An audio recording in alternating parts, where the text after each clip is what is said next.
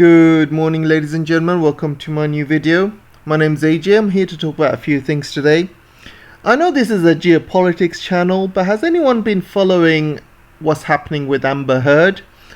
And there are a lot of similarities what's happening with Amber Heard with what's happening in Ukraine. Hear me out. Namely, Amber Heard is supported by a couple of mainstream media outlets, or maybe all of them, and they're following pretty much a narrative, a Me Too narrative, and they've already found Johnny Depp guilty, and they're following this narrative, and they just can't get out of it. But if you look at YouTube and you look at independent channels and you look at independent news articles as well, you'll find that majority of them are supporting Johnny Depp. And it's exactly how it is with Ukraine at the moment. You have your mainstream media following a narrative. They're supporting Ukraine no matter what.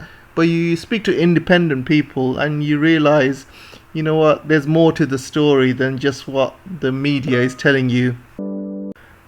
And people are not stupid. People need to see both sides of the story and make the decision for themselves. And when you have mainstream media telling you only one side of the story, and this is for Ukraine as well, and blocking all other sides of the story, things like blocking RT, for example, and stopping YouTube channels that speak the truth, or shadow banning them, it's basically, that's what it is. And with the Amber Heard, you have your mainstream media completely supporting her, despite, questionable evidence.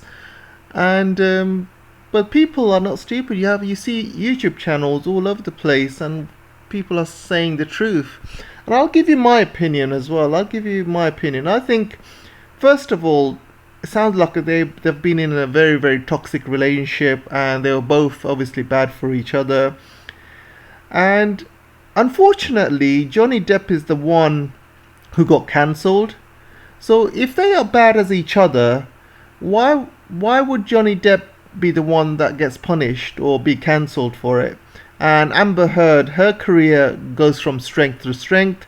She's been in Aquaman, she's been in other really good movies, making a lot of money, while Johnny Depp has been cancelled left, right and centre. He got cancelled from the latest Harry Potter movie, I can't remember the name now, but Crimes of Grindelwald or something.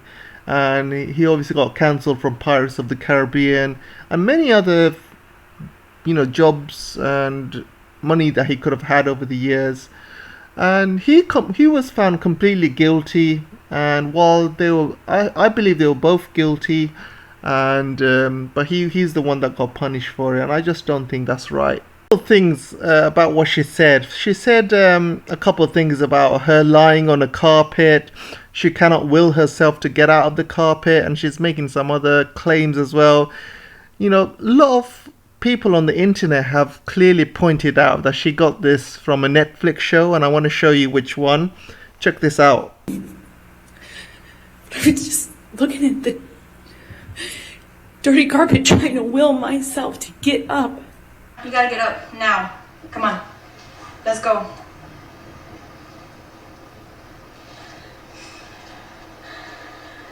You think I don't know this carpet? And you gotta get up off this carpet, Alex. In the punching of the walls next to my head. He punched the wall beside my head.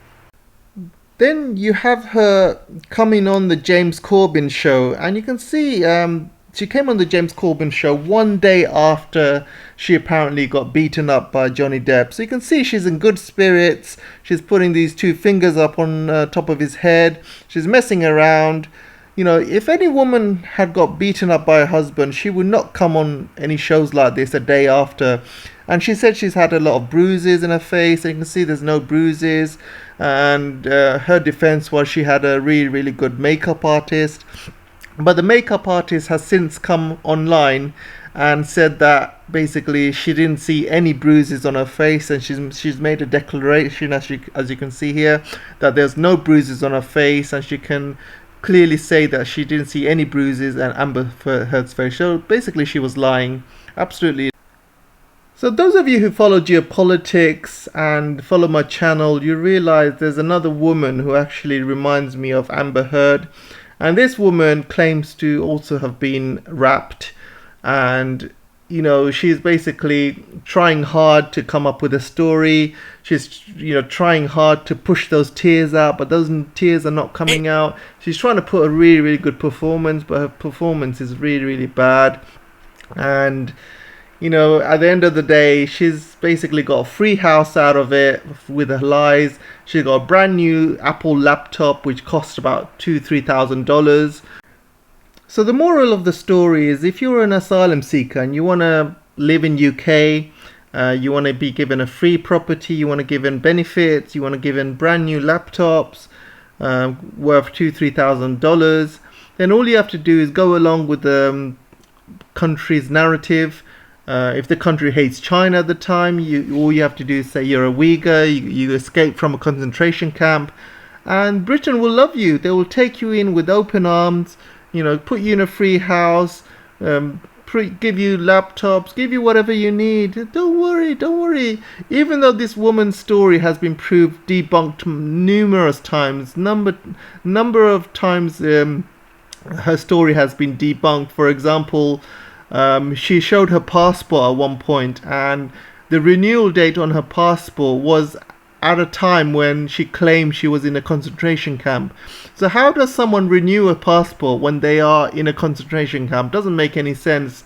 And her story changed so many times. Every time she does an interview, her story keeps changing. So first she said she got raped, then she said her friend got raped, then she said she didn't get raped, somebody used a baton on her. Then she says, oh, she didn't get raped again. Then she said, oh, it was her friend, it was not her.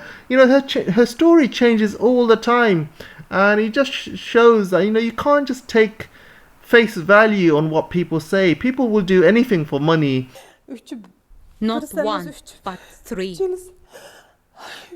They did whatever evil their mind could think of, and they didn't spare any part of my body, biting it to the extent that it was disgusting to look at. They didn't just rape, they were barbaric. They had bitten all over my body. The US have granted her safe refuge after investigating her claims. She's waived her right to anonymity and now feels free to speak out about the full extent of the abuse. And what's it got to do with Amber Heard, you say? Well, it's exactly the same thing. Amber Heard is trying to sue Johnny Depp for $100 million. She's doing a counterclaim against him. Apparently, when she signed the divorce settlement, she promised to pay that money to a charity, and she never paid that money to a charity. She kept that money to herself. And some people will do anything for money, and some people will lie for money. They'll sell their own mums for money. It happens around the world. Whether you're male, whether you're female, you have to be clever enough to know if somebody's lying. And sometimes you can use your gut instinct. Other times you can use proof, or you can kind of catch them out lying. But the thing is, people lie. Men lie, women lie. And when it comes to the Western media, the mainstream media, they lie. People lie. Governments lie. Politicians lie. Sometimes people lie for money. Sometimes people lie because they got to follow a narrative. It happens all the time, and it's happening right now. So this is why Amber Heard's story is very similar to what's happening in Ukraine, because people are lying for different reasons. Amber Heard's lying for money. She wants her 100 million, and some people are lying because they want to follow a narrative. Anyway, let's get back to some geopolitics.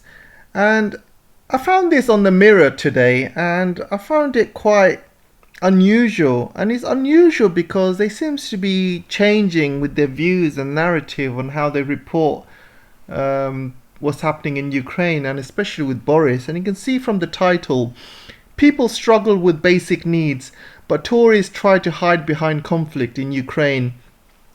So a couple of things you have to see here. Number one, they're not completely behind Boris. They're changing their tune now. And number two, they're calling this a conflict in Ukraine. So in the beginning of the conflict, you can see a lot of papers using the word invade, Russia's invasion of Ukraine, Russia's war in Ukraine. So they've toned that down now. They call it conflict in Ukraine. They're not calling it invasion anymore. And so you can see how some of the papers are now changing their tune. And they're also saying that how Boris is basically trying to hide behind the conflict in Ukraine. So he's forgetting about his duties. And with every democracies, your leader is basically here for the people, voted by the people, and your basic needs is to keep these people happy. You are basically your very, very basic things is you gotta make sure everything at home is fine before you start venturing abroad and focusing on Ukraine and other countries. Your foreign policy should be second to your local policy. Your local policy needs to come first above everything, then your foreign policy. But this guy Boris, every single day is Ukraine this, Ukraine that, and Boris is spending taxpayers' money flying private jets all the way to Ukraine. And yesterday he allocated 1.6 billion additional funding to Ukraine. And where is this money coming from? And you can see here it's coming from the Treasury's emergency reserves. So why is he using the emergency reserves to send money to Ukraine? I just don't understand. Where was this emergency reserves when we were having COVID? Where was this emergency reserves when it comes to paying nurses and doctors in the NHS? Where was this emergency reserve? When we had so many issues in UK over the years, where did this emergency reserve come from? I mean, right now, I would call this an emergency with the cost of living. People literally cannot afford to eat and keep their houses warm at the same time. They just can't. People who are working find out that whatever they make is not enough for them to survive, not enough for them to pay their bills and pay for food. They just don't have enough because the cost of living has gone up so much. People are going to go into poverty over the next few years or few months even. And Britain is definitely going into recession in this summer. Not next summer, this summer. And I think it's absolutely disgusting how Boris Johnson is basically hiding behind Ukraine and failing in his local policies. Then you have this interesting article. Bulgaria says they will veto EU oil sanctions on Russia if it does not get derogation.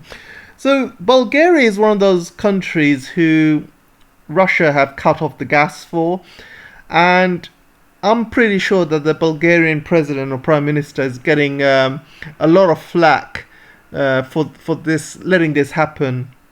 And now EU are talking about cutting off Russian oil, and Hungary has said they're not going to do it. Slovakia has also come out saying they don't want to do it. And now Bulgaria, who have no gas from Russia at the moment, are saying, oh, we cannot cancel Russian oil as well at the same time. So I believe the leader of Bulgaria is probably having a very, very hard time finding alternative gas sources.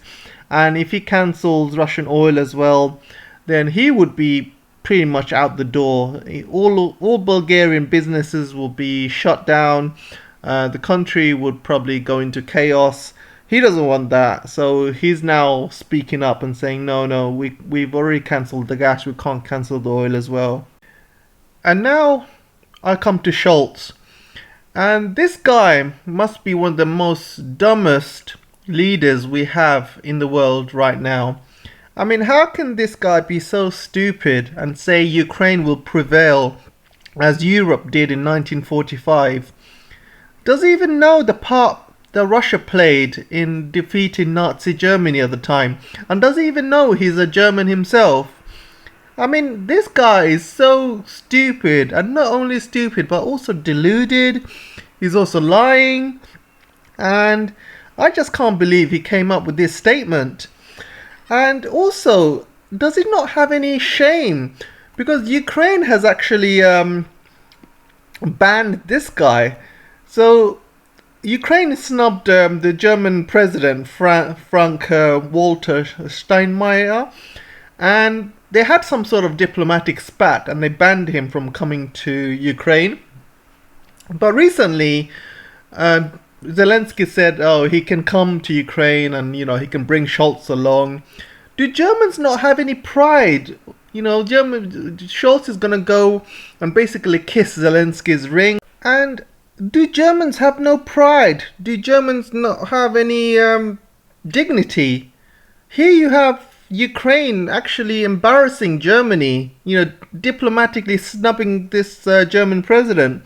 And then you have Schulz basically sucking up to Zelensky and Ukraine.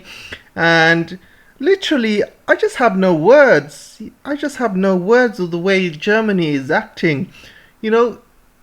Merkel would have never allowed this, never. And now Germany has become an absolute laughingstock of the world. I mean, these statements alone, absolute laughingstock. I just can't believe it. I mean, Britain is very, very close to Germany as being just as DUM. DUM with a capital D, capital U, capital M. And look at what Ben Wallace says. Russian forces are running out of precision weapons fairly quickly and could be broken by Ukraine, the UK Defence Secretary says. So are they still coming up with this ridiculous story that Russia's running out of missiles, Russia's running out of weapons? I mean, is this guy an idiot or what? This guy got fooled by a prankster. And if you get fooled by a prankster, you obviously can be fooled by anyone. And how does he think that Russia is going to, run out of weapons, run out of missiles? In fact, Russia is ramping up its missile attacks to Ukraine. And Russia has huge industries that can churn out missiles in days, if not weeks. I don't know what this guy is on and what he's smoking with Boris.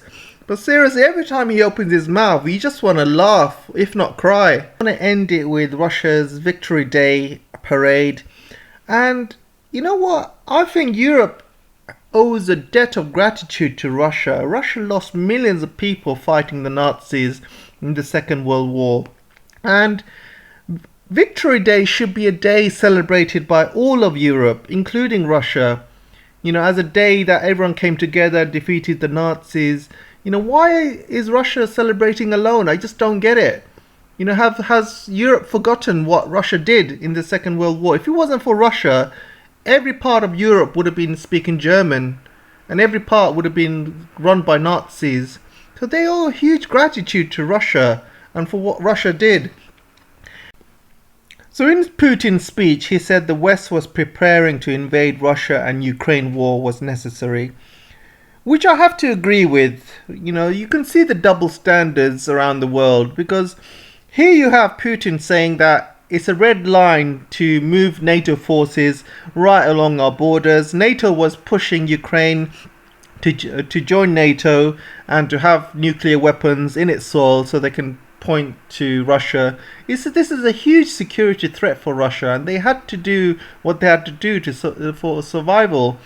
And if you look at countries like Solomon Islands recently signed a security pact with China, and now Australia and America are saying no, you can't do that, you can't sign security pacts. So why is it okay for Ukraine to join NATO? And you got Blinken talking to Congress saying Ukraine is a sovereign country, they're allowed to do whatever they want, or whichever security agreement they want. But when it comes to Solomon Islands, no, you cannot do that. You cannot join any security pact, especially with China. No, you cannot do that. You might be a sovereign country, but if you do that, we'll go to war. It's just double standards, absolute double standards, guys. And I'm just sick of it. And this story just came out. I was going to end the video here, but I just realized that I just saw this story and it just basically came out. The two British fighters captured by Putin's forces in Ukraine are paraded on Russian state TV and could face a death penalty for their crimes. So it looks like they are probably going to face the death penalty, but not straight away. I think they're going to be made to work in Siberia.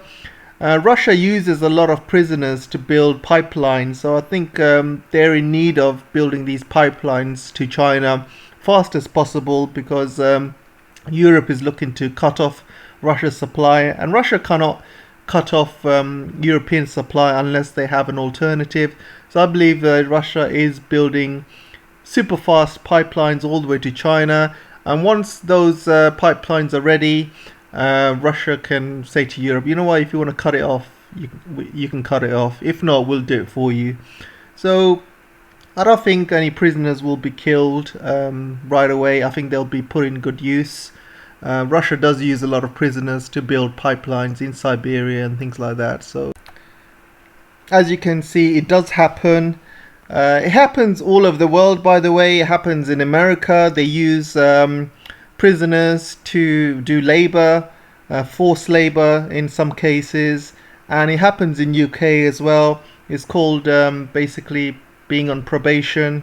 When you are on probation, you have to do sometimes voluntary work, voluntary service as part of your punishment. So it happens all over the world really, so there's nothing new.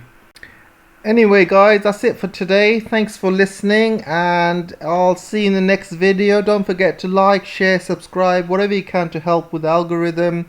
Really appreciate it. You can also join my Patreon or buy me a coffee. Thanks very much, and I'll see you soon.